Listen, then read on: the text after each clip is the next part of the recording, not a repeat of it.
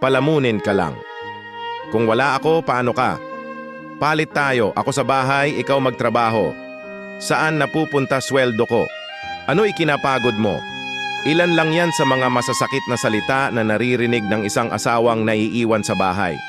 Ilan lang yan sa mga bagay na kapag narinig mula sa asawa ay para kang binubugbog sa sakit. Ilan lang yan sa mga bagay na isinusumbat dahil sa tingin niya ay wala kang naitutulong.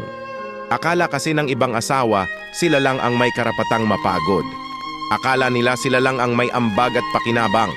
Akala nila dahil sila ang nag-aakyat ng pera, sila lang ang may karapatang mapagod, magpahinga at lumigaya. Well, FYI, parehong napapagod ang nagtatrabaho at ang nasa bahay. Huwag na nating sukatin kung sino ang mas pagod.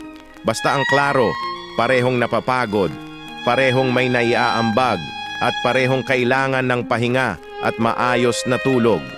Let us remove the thinking na kapag nasa bahay ay walang ginagawa at puro hilata lang.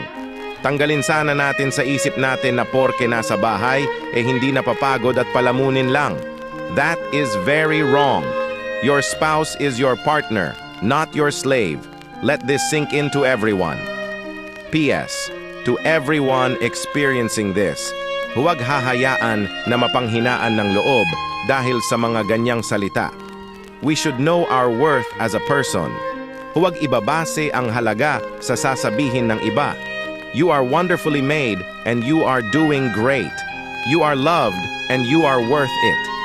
Nagustuhan mo ba ang kwento ko? Kung yes, mag-follow ka na sa Kanor Stories. Maraming salamat.